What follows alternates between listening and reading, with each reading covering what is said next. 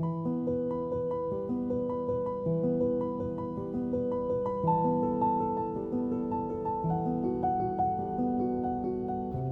Leondir was known to be an exceedingly rational man. He lived in a palace that was a small, simple structure, unadorned with art and ugly to look upon. "I do not need more than this," he would say. "Why spend my gold on such luxuries when I can spend it on my armies, on great public works?" His kingdom prospered under his sensible rule. However, the people did not always share the king's sense of practicality. They would build houses that were beautiful to look upon, although not necessarily very practical. They devoted time and energy to works of art. They would celebrate events with lavish festivals. In general, they were quite happy. King Leondir was disappointed that more of them did not follow his example and lead frugal, sensible lives. He brooded on this for many years.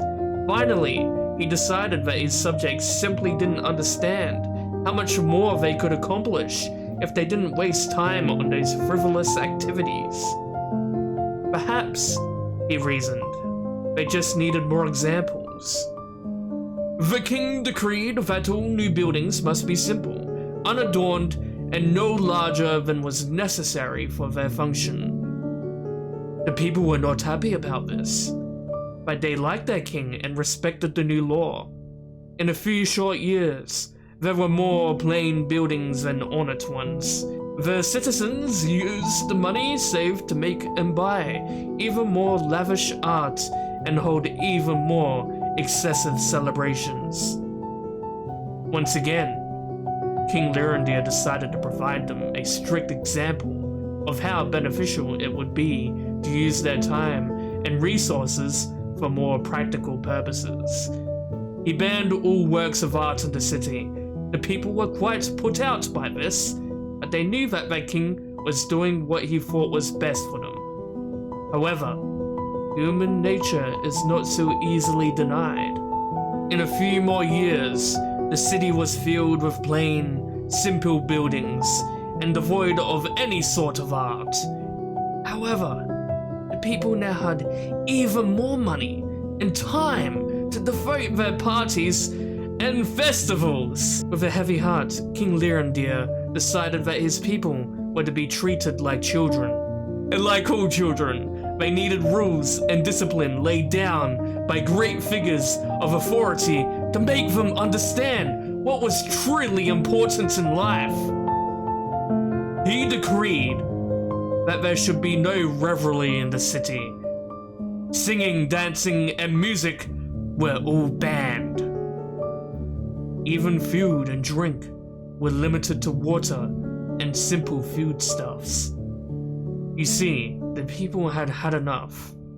Revolt was out of the question, since King Leondir had a very well-trained and equipped army. They visited the shrines and temples in droves, praying to all the gods, and even to some of the Daedric princes, that King Leondir would revoke these new, oppressive laws.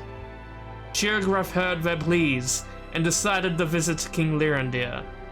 He appeared to the king in his dreams as a field of flowers, each with arms instead of petals, and the face of the mad god in the center.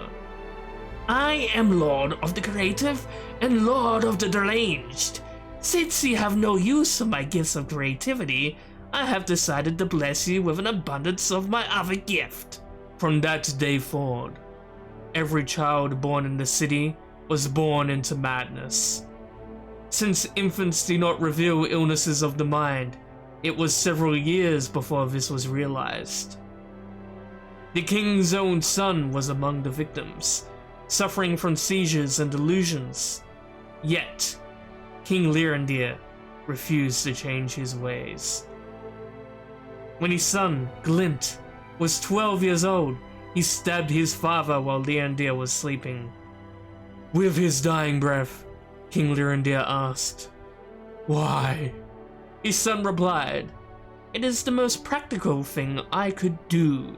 The new young king ordered all the palace servants slaughtered, He ordered a grand festival to celebrate his new reign and the repeal of Leondir's laws. He served the crowds a stew made from the carcasses of the palace servants. He ordered the east-facing walls of every building painted red and the west-facing walls painted in stripes. He decreed that all citizens wear ornate masks on the back of their heads.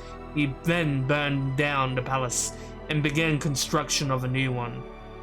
In the new palace, the young king ordered his personal chambers to not have any doors, for fear that small woodland creatures would attack him. He ordered that it have no windows, for fear that the sun and moon were jealous of him and plotting his death. And thus ended the line of King Leondir. The people of the city returned to their grand works of art and raucous celebrations.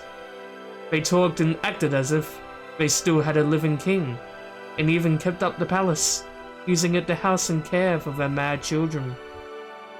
Sheogorath was mightily pleased with this outcome. From that day forward, the city was blessed with more than the normal number of gifted artists and deranged citizens. A mighty wizard named Ravati once walked the winds of time to find Lord Sheogorath. His intent was to win a favor from this most capricious of the Daedric princes. Upon finding Sheogorath, Ravati spoke humbly to him. "Lord Sheogorath, I beg a favor of you. I would gladly drive 1,000 men mad in your name, if you would but grant me the greater magical powers." Fortunately for Ravati, Sheogorath was in a playful mood. He proposed a game. "I will grant your wish, if you are still sane in 3 days. During that time, I will do my utmost to drive you mad. It shall be great fun." Ravati was not so certain that he liked this new deal. He had been really looking forward to driving 1,000 men mad. "Lord Sheogorath, I regret having disturbed you with my shallow, selfish request. I withdraw my unfortunate plea and will humbly leave this place." "Too late, mighty Ravati. The game is afoot, and you must play." Ravati fled, only to find that all exits from the Daedric realm were now sealed. He wandered aimlessly, constantly looking over his shoulder, jumping at every noise. Each moment brought new terror as he waited for Sheogorath to begin. After 3 days, Ravati was convinced that every plant and animal was a tool of Sheogorath. He hadn't eaten or drunk for fear that Sheogorath had poisoned the food or drink. He hadn't slept for fear of Sheogorath invading his dreams, which was foolish, as dreams are the domain of Vermina. May she grant us restful sleep. It was then that Sheogorath appeared to him. Ravati cried out, "You have set the whole world to watching me. Every creature and plant are doing your bidding to drive me mad." Sheogorath replied, "Actually, I have done nothing. You have driven yourself mad with your fears. Your delusions prove that you are truly deranged, and therefore I win. While you wanted to make 1,000 men mad, I only wanted to break one man's mind, yours." From that day forward, Ravati served Sheogorath's every whim. Whenever daring travelers tried to approach Sheogorath, Ravati warns them, "Sheogorath is already inside each of us. You have already lost." And that ends this segment of some Elder Scrolls lore. And if you are enjoying these videos, do leave a like and subscribe.